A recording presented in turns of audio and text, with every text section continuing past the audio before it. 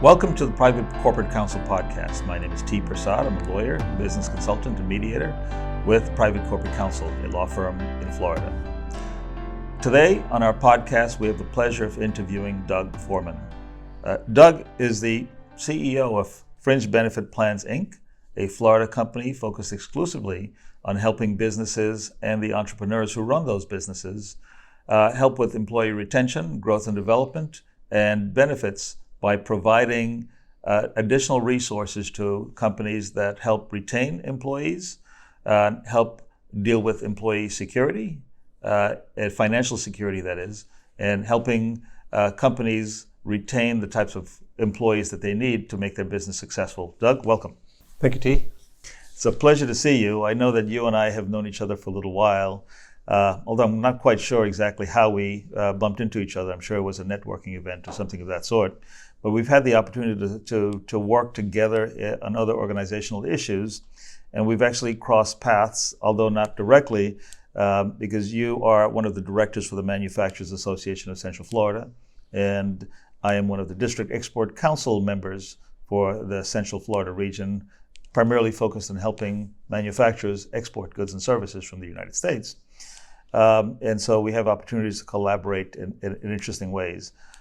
I'm particularly interested in you for one reason, and that reason is that throughout your career, you have honed in on what appears to be your life purpose, which is helping entrepreneurs and helping small and medium-sized businesses attract and retain quality people by not only providing competitive salary and a good workplace, but to also provide fringe benefits as well, which is a very unique niche. So tell us a little about that. How did you get into this business that you've been involved with now for over 33 years? And tell us a little bit about the arc of your career to the point of where you are today. The business, actually, Fringe Benefit Plans, has been in business since 1969. April 1st was actually the anniversary, 55 years congratulations. In business. I'm not that old, thank you. But the business was started by my father, and I joined him 33 years ago. And so I owe a lot to him in regards to giving me that opportunity to join him. And joining him, I've been able to grow the company tenfold over that period of time. So, it's interesting because generational entrepreneurship is not easy, and so you must have had some reservations about, first of all, joining your dad, and second of all, when you did decide to make that decision and he decided to accept you as a worker within his business, there must have been some interesting transition points for you and for him. I was very fortunate. It is true, and there's a lot of books on that and examples throughout Orlando and the country where parent-child relationship in the business doesn't work well for various reasons. So very, very fortunate that he and I have a similar temperament and really have come to more of a peer-peer relationship over the years, and a lot of that was intentional. And I owe it to him because he was very intentional in many of the ways that he helped me to grow. Yeah, that's fantastic. Now you are a native to Central Florida. You grew up in Central Florida. You went to elementary, junior high, and high school in Central Florida, and ended up going to the University of Florida for college before starting your career. Tell us a little bit about your early years and how that influenced you to actually get into what you do. So high school, public high school, University of Florida. I did go to University of Florida and got my insurance degree. So there was somewhat of a plan to get into the insurance industry. I think growing up in a lot of times in a family business, you see how the parent has grown in that business. You see the value in what they're bringing. So I was able to see what he has done for his clients over the years. Plus, it's a fortunate business where there is some freedom that you can have if you do it well, so you can have some good work-life balance, and that was also very appealing to me to join the business. So at the beginning of your professional life cycle, things are very important. For example, relationships are very important. Clearly, your father was one of those people that was close to you, that had a strong influence on you. What other relationships were important at the beginning of your career? So I mentioned earlier somewhat, my father was somewhat intentional in helping me to grow. So I think for us, and it's different for every parent-child relationship in a business, he had me working with others in the industry, but not in our company, and so somewhat like peers that I would spend time with and learn from them, as opposed to learning from him, and that I think helped to also diversify my growth, but also better appreciate the relationship that he and I had. And as you go through those stages with these other people who were serving as your mentors at different stages in your professional life cycle, can you pinpoint anything specifically from any one of them that says, this is where I captured this piece of knowledge or this skill or this ability that really helped me later on in my career? I would say some of the peer groups that going to like even industry, every industry has their different peer groups or associations. In the insurance industry, we had the $1 Million Round Table and other organizations that we were able to qualify for and go to. So to be around like-minded folks in the same industry, I think that was one of the main areas to develop those relationships. And they're not always in Orlando. Some were in Jacksonville and Miami and in other states, and just be able to bounce ideas and thoughts and concerns, because in any industry you're going to have concerns that pop up. So was that career path driven by your dad, or was that partially driven by you as well, thinking this is what I want to do, and in addition to what dad is instructing me to do and guiding me to do, these are the things that I'm going to do to help accelerate my growth and development? I would say it was him initially, and then after seeing how it did help me to grow, I continued that. Because certainly, if I wasn't enjoying it, I'd be like, I don't need those folks in my life. But some of those relationships I have to this day, 30 some odd years later, that we still keep in touch and see how they're doing and still growing. If you're not growing, you're stagnant, and if you're stagnant, then usually you're deteriorating. Well, as you travel through your career. To get into the point to where you are right now. Now you are the CEO of the company. The company has grown, as you said, tenfold. How did you transition from a worker in the company or someone who just was doing a lot of the day-to-day tasks in the company to the CEO role? How long have you been in that role, and what was that transition like?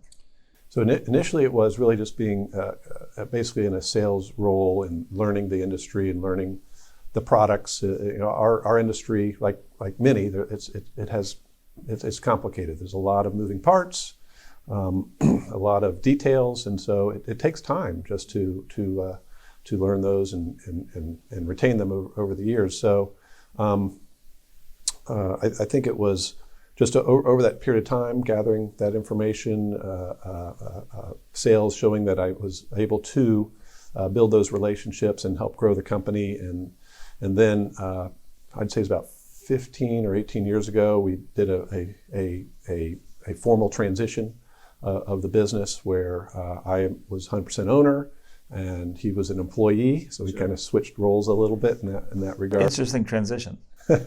Yes.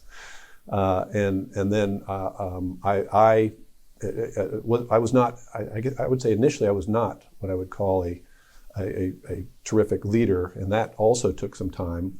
And going through some different programs, leadership programs, personality, just learning different personalities and tools that we all have access to, bringing those tools in, having outside consultants to help, because I feel like knowing what you don't know in the areas where you are deficient, it's bringing people in that are smarter than me to help to get to that next level. Well, I mean, I can fill at least 10 rooms this size with what I don't know. Yeah. And maybe I can put everything I know on this table. In the scope of things, it's very important to surround yourself with people with more knowledge and skills and abilities and experience, because that's how you grow and develop. And it seems like you've actually utilized that strategy to catapult yourself from where you were when you took over the company to where the company is now. How has that benefited you, your family, and the other people that work with you? So one of the things with my team, I have 15 folks on the team, and I'm very open with how we run the business. I run the business basically on the book Traction, EOS, that you may have heard. And so we're very open in regards to what the goals are, and I share with them. It brings me joy that I'm able to help them with their family goals, with providing for their family and putting food on the table at their household. So it's not only serving our clients, but serving our team members and helping them to reach their individual. I saw a definition of leadership some time ago, and it said that if you want to be an effective leader, build an organization that coincides with the goals and aspirations of the people that work there. And as you help them achieve their goals and aspirations, you will inevitably achieve your organizational goals and development. Is that something that you found to be true in your leadership role? Maybe on accident. Yeah. And that has been well received by them. So far. I mean, it's been 33 years. There's been many variations of that, but I really feel like the past 2-ish years, we're really hitting our stride in that regard. So it's important to have the right leader that has the right personality type, that has the right skills, the right knowledge, the right abilities, the right experience, and to be focused on helping the people that you lead achieve their goals and aspirations. What about fringe benefits? If you find a company that has all those things, what type of fringe benefits can you help them obtain that will enhance all of those great qualities? Yeah, so our main focus is on the employee benefit side. So I like to say anything, you used some of the words earlier, anything a company uses for retention, retaining, and rewarding employees. And often it's just around health insurance and dental and vision benefits, and setting those up structurally so they are beneficial. Their employers spending money on those, and often it's right after payroll. Health insurance can be the second, third line item on the ledger in regards to an expense. So how can you have that spend? How can we use that spend so your employees are really appreciating the benefits that you're paying for? So I feel like that's where we really excel, is helping educate the employees, being advocates for the employee, because as they are using those benefits, they are often in a stressful health situation, but often a financial situation, because now they have a deductible and out-of-pocket expenses, and so they're getting bills that they don't fully understand. Back to I said earlier, people don't often understand health insurance until they have to use it, and then it's just an expense until you need it. Yeah. So our mindset, our why at Fringe Benefit Plans is to help our employees, our clients' employees, team members, to appreciate the benefits that they're receiving when they need them. So you're not only just selling the products that help with the fringe benefits, you're actually going above and beyond and providing educational services as well to your customers. Correct. And why is that? Why do you think that's so important to not only sell them, but to follow up with the education and training and additional resources? Back to that big spend. The biggest moan people say, I want to save money, reduce cost. Unfortunately, there's not a solution for that yet. I wish I had that silver bullet of how we could lower healthcare costs. We're going to need that's a different podcast. Yeah, we'll schedule it. But to help them in that time of need, to be able to navigate it, because it's a different language. Every law, whatever the industry is, you have your acronyms, you have the terms that not everybody's familiar with. So we try to train our clients, usually the HR person handling the benefits in the company. When T comes in with an issue, just say, call Fringe Benefit Plans. There's a person there who can help you to navigate that, and then to take them by the hand and help them to figure out how is that the right bill to pay? Am I being overcharged? Why am I getting this bill? why am I, sadly, sometimes things are denied by the insurance company. So how can we navigate and appeal those situations? So, wow, that is actually going above and beyond what I would expect from someone who's just providing a product or service to a company, which you probably just don't get any additional payment for. No, and for all those, the client is not paying us a fee for that. Our compensation comes purely from the commissions that are built in with the insurance products. Fantastic. I want to switch a little bit more now to your personal life cycle. Yeah. You're 57 years old. You're in great shape. You indicated about life-work balance initially.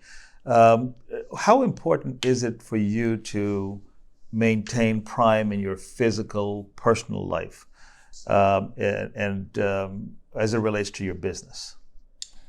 I think sometimes you want to be a corporate athlete, and you have to be in shape, not only physically, but that helps on the mental side. Yes.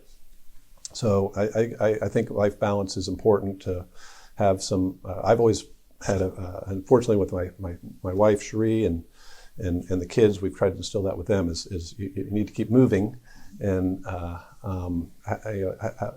little bit of stress on the body in regards to a workout can actually help in the long run in regards to your overall health. So I do think taking the time to work on yourself so that you can be a better person in the office is important. You said corporate athlete. I remember taking Jim Lohr's course, about 15 years ago, a corporate athlete. Yeah. He was in, I think he was down in Lake Nona area at that time. And it stressed exactly that. Most high professional athletes practice about 95% of the time, and they only have to perform 5% of the time. Owners of businesses, CEOs and leaders of businesses, they are actually performing 95% of the time, and they don't spend any time practicing, or they don't spend any time on physical fitness and mental fitness, on emotional fitness, on spiritual fitness. And the emphasis for him was you've got to spend time on your personal life cycle. And you've got to treat yourself like an athlete, because if you don't, you won't have the physical energy, the mental energy, or the emotional energy to actually bring your A game as a CEO, as an entrepreneur, or as a leader in a business, period. So what are some of the things that you do on a regular basis to make sure that you keep up with that personal life cycle, the physical, mental, emotional, and spiritual health? Yeah, so ironically, I took the same program at Lake Nona. And as you're saying, I'm trying to remember the name of this book. Corporate Athlete. The Corporate Athlete, that's the name of the book. No, is that the name of the book? That's the name of the book. Okay. But I agree, it was tremendous in regards to opening the eyes of how you need to be in better physical shape to help out with your on the business side. So if I'd known that you'd gone through the program, I would have worn my Corporate Athlete shirt, because I still have it and it still fits. That's strong. I think I still have the backpack. I don't think I have the shirt any longer. I forgot the question. What was the question? Yeah, so what specific routines and things that you instill in your daily practice and your daily life that actually lives up to that principle of being a corporate athlete? Yeah, so it is setting time aside to work out during the week as well as on the weekend. So you can, and you have to be intentional, because like most of us, I could sit at that desk and do the emails and respond and reading, which are all important, but it's having that intentionality of setting that time aside and pushing yourself. Yeah, I call it my non-hijackable time. I said I'm gonna do me first thing in the morning, whether it's walking, Pilates, going to the gym. That's my time where no one can hijack, and I've got to get that in.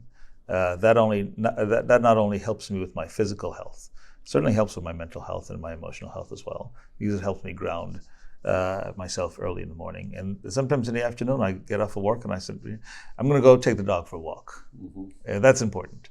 I'm going to go ahead and I'm going to go to the gym this afternoon. Like last night, I went to the gym and walked the dog. It was 2 for 1, I suppose. Though it's important for me to carve that time out. Now, do you encourage your workers to carve time out for their physical, mental, emotional, and spiritual health? I do.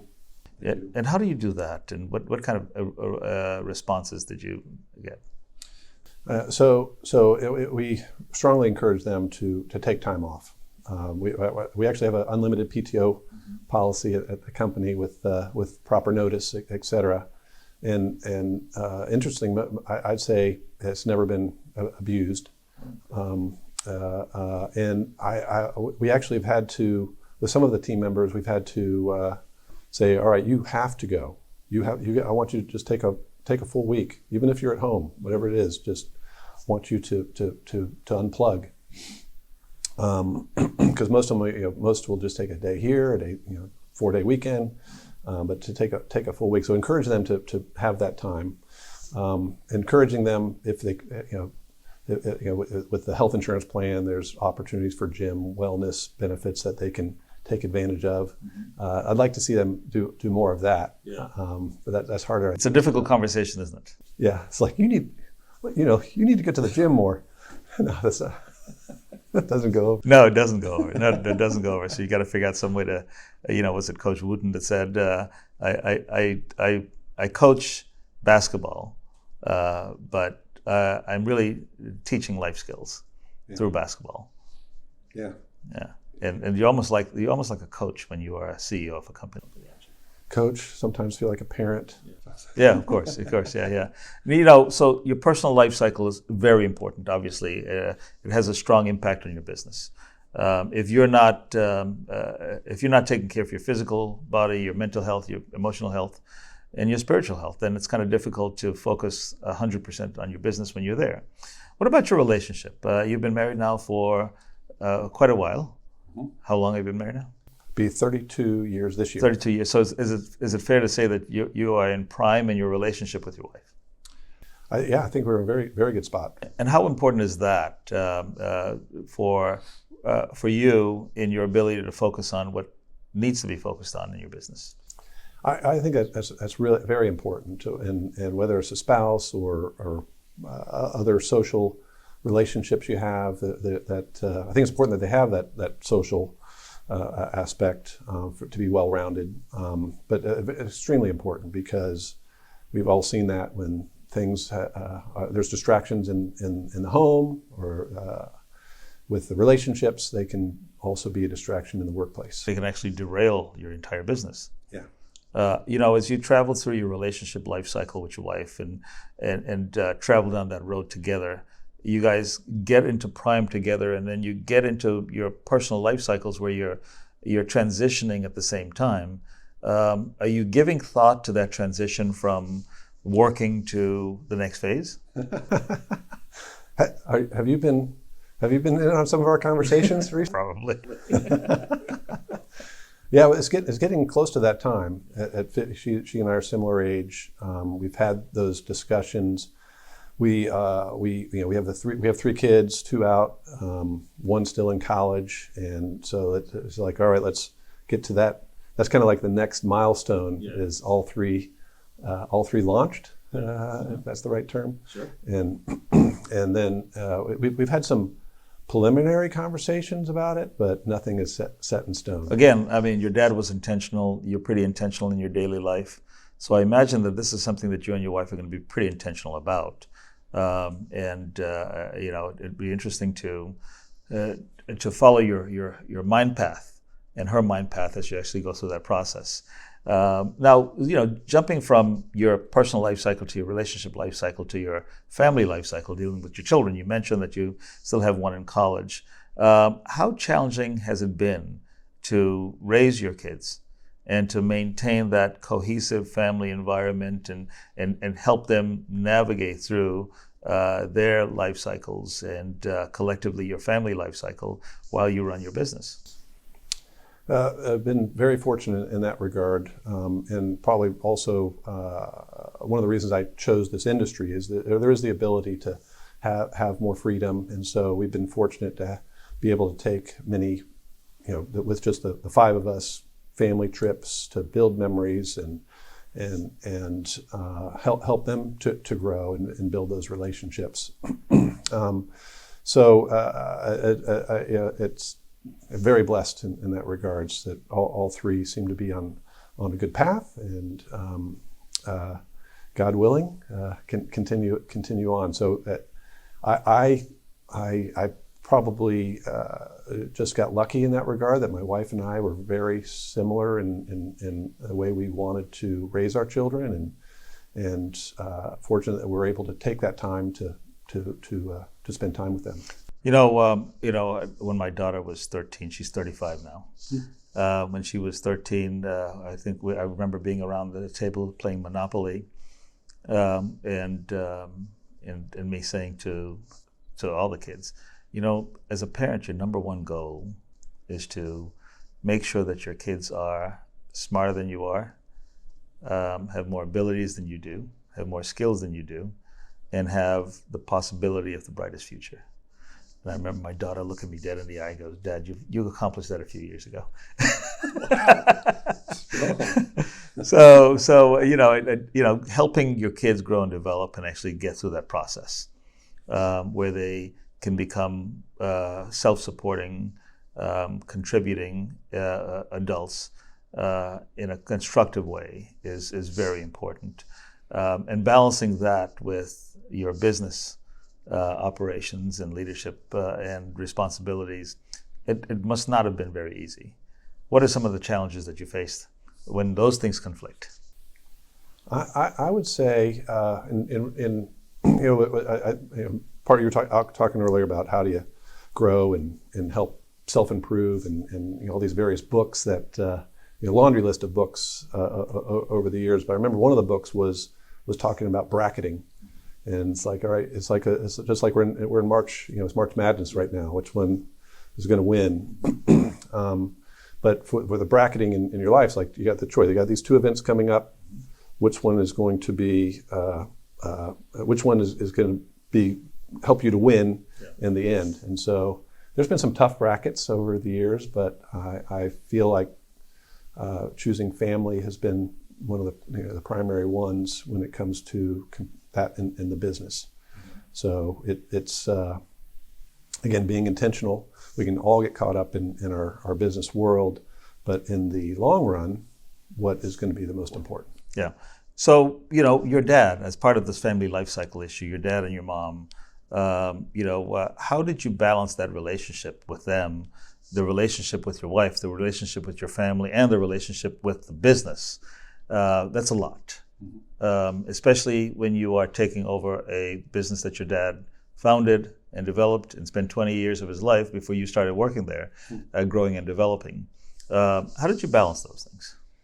Yeah, that was a tough one. I'd say that's probably one of the areas that my dad and I probably had, I wouldn't say conflict, but he was probably more business than I, and this gets caught up with any family business where you're at Thanksgiving or at the holiday and you're talking about business, and so he often he's like, well, how'd you handle that? Have you followed up with that?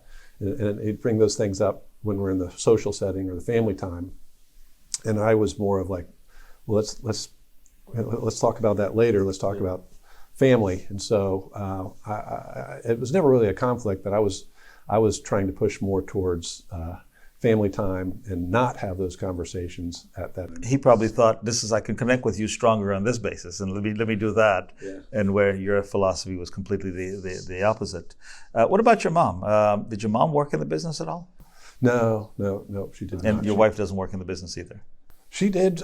She's a CPA accountant, and so she did for a period of time help with the bookkeeping, but we've transitioned. How was that dynamic when your wife was working in the business with you? It was not an issue because she was just counting the beans, and not client facing and not in the operation side, if you will. Well, good. I mean, that's usually a very challenging issue for couples when they're working together. The fact that you and your wife were able to do that constructively and move forward in a positive way, I think speaks a lot to your intentionality. And that has sort of been a common theme throughout your life, right? Being intentional. Trying, always trying. Well, I mean, was that because of something that you learned from your dad, your mom, or somewhere else? Yeah, it's probably a combination. You get a little bit from each, and then add your own. Usually, people who think like that, they usually were athletes. Were you an athlete growing up? Just played soccer in high school and intramural in the adult life. Well, you have to definitely be intentional to be a soccer player, otherwise you're not going to play long. Yeah, well, transitioning from all of those things now to something probably a little bit more personal, this financial life cycle aspect of it. I tell my clients all the time, to be in prime in your financial life cycle, you should probably conceptualize it as 3 buckets. One bucket is where you have your monthly expenses. Another bucket is where you have your savings. Mm-hmm. And then another bucket is where you have your fun activities. Mm-hmm. And the goal is to make sure that your savings are large enough and invested wisely enough so that the passive income from those can actually cover your monthly expenses and your fun bucket, mm-hmm. but still have enough to dump back into the savings bucket. Mm-hmm. How important has focusing on your financial life cycle and helping the people that work with you and your customers focus on their financial life cycle been for you? It's been good. And back to those books, a book that you've probably read is the Rich Dad, Poor Dad? Yeah. It was tremendous. Yeah. I actually had all 3 of my kids read that book, and we actually there's a game. Sure. Have you seen the? I have. I've played it. You played it. Looks like we're living in parallel universes. So that's if that was another somewhat intentional, yes. But a fun way to help them realize that there's different ways. You can spend your money or you can invest your money. And that's ironic you use the buckets, because I use the buckets all the time. I have a retirement plan bucket, which I don't know if of those 3. It would be an investment bucket. The investment bucket, okay. Well, I guess I had a 4th bucket, because this is the 40-year bucket. Start putting in now, but you don't touch it until you're in retirement, yeah. And then the savings the short-term savings. So I think I split those 2 buckets. Well, that's not a bad idea, and because that way it's out of sight, out of mind. Right. Yeah. So this job life cycle issue, which I think is different from the professional life cycle. You've had multiple jobs during your lifetime, but primarily you've had 2 major jobs. One working in All-American Fund. Tell us a little bit about that. Yeah, so the All-American Fund was about 6 months right out of college, and then I put that on my LinkedIn as kind of a little bit of jest, but also I wanted to show at least I had 2 jobs. So that really was a venture that myself and 3 friends from college thought we could try in Gainesville, where we were going to build what I would call the first Dave & Buster's. It was going to be a gaming place with go-karts and putt-putt and an adventure place. But we built because we went to University of Florida. We went to business school. We built a pro forma. Yeah, and this is in 85, so we had the first. It wasn't even Excel. It was, I think, Lotus 1-2-3. Yeah, I remember Lotus 1-2-3. Sadly, with our whole pro formas, and all we really needed was somebody to invest, maybe $300,000 or $400,000 with us, and we had been on our way, but we couldn't find anybody. So that lasted about 6 months. Let's see, 3 college kids, $300,000, $500,000. Yeah. That's a great idea. Yeah. Well, back then, it may not have been that great of an idea, but today, all you need is a good app, and they'll invest in a 17-year-old. Yeah. And so what lessons did that venture teach you? So that taught me that you really should get a steady paying job. And that was really kind of a short-term dream, and everybody's funding kind of dried up, and we said, all right, we got to get a real job. Yeah, life hits you. Life hits you. Yes, and then you transition to working for your dad, and then that becomes multiple jobs within that professional growth and development cycle. I've always said that every professional development and every professional life cycle is a compilation of multiple job life cycles. How many jobs did you have working with your dad before you transitioned into the CEO role? I'd say it's really just business development and sales was the initial job. Is looking for. I came in as let's help grow this business. So it was primarily sales was the first job. How long did it take you to get from, okay, I've got a job with my dad, I got a paycheck coming in, I don't know what the hell I'm doing, my confidence level is low, my competence level is low, but my commitment is high because I want to do this. How long did it take to get you to the point where your confidence level, your competence level was really high, that you were really in the prime of your life in that job? I would say it was 2 to 3 years that I felt like I was all right. I'm covering, I'm bringing in business that's, you can see the needle moving. In our industry, when you make a sale, it's the compensation. There's a delay of 2 to 3 months before that compensation starts coming in, and it takes time to build that up. So it was in the 2 to 3 year range. Yeah. It's really fascinating to talk to someone like yourself about the growth and development phases and all these major life cycles that we've been talking about: the personal, the relationship, the family, the professional, the job, the financial, and of course your business life cycle.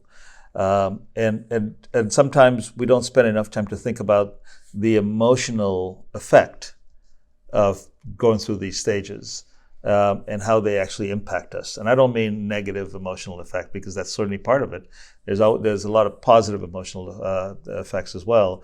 There are a lot of times when you go, this is great, I feel fantastic, I think we're making a strong difference. But what are some of the challenging emotional experiences that you've had over the years? The challenging emotional, I'd say with any business there are down moments. Yeah. And I'd say is that in those down moments where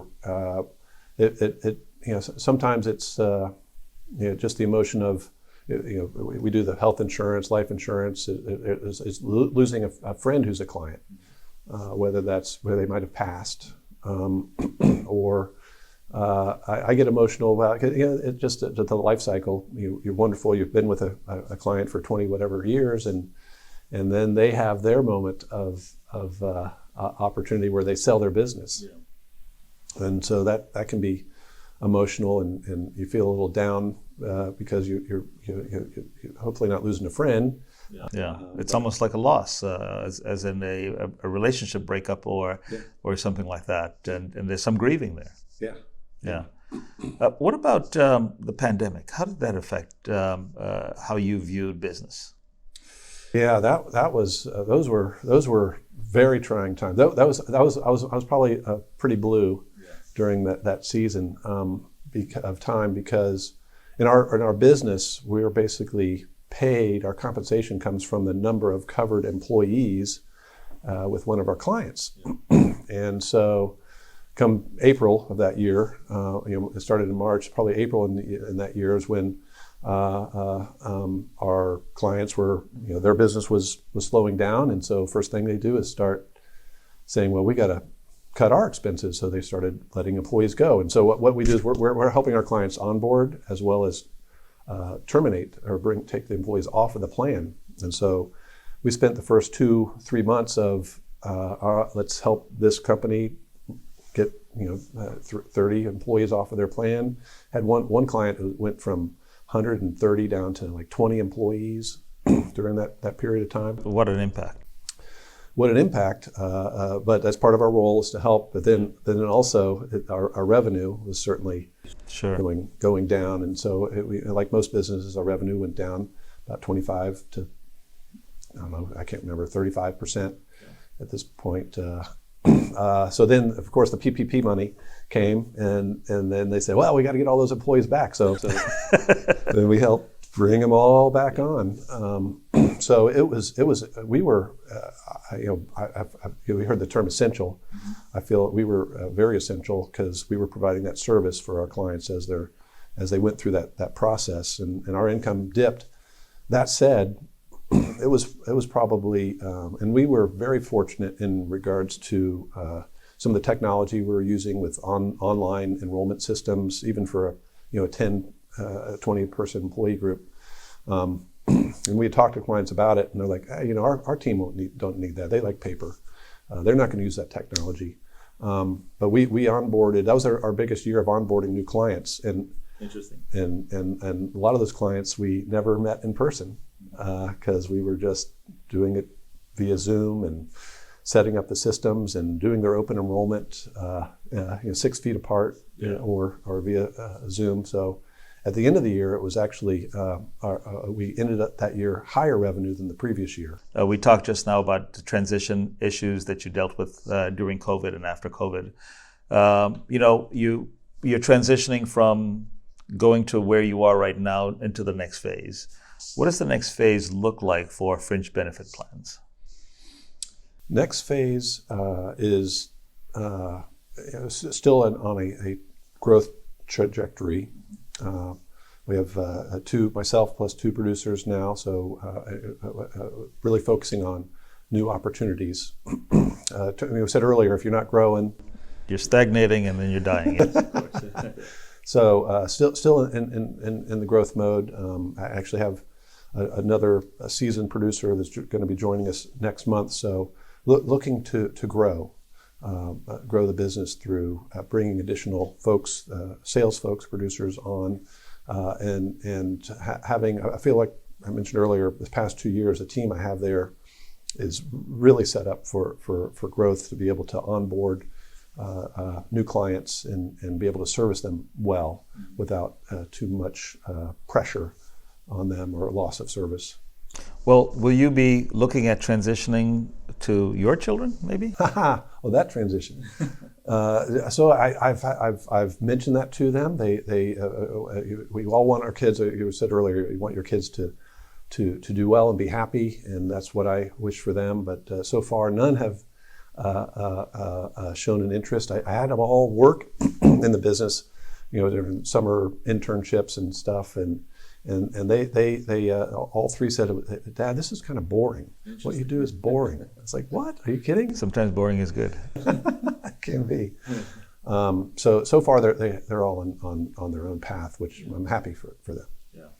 Well, that's interesting because I know that as a parent, you feel really great when your kids pick up the baton, and so your dad must have had a lot of pride when you picked up the baton and decided to do that, and especially since you've increased the scope of the business tenfold. And although your kids are younger now than you were, you were actually around the same age, right? Yeah, I was about 23, 24. Yeah, and so maybe one of them will come around. Well, speaking about transition, it's been a pleasure chatting with you. Yeah. I've learned so much more about you now than I knew before, and I think the information that you shared with us will benefit a lot of business owners as they see this podcast, maybe months and years from now. We never know who we impact and how we impact them.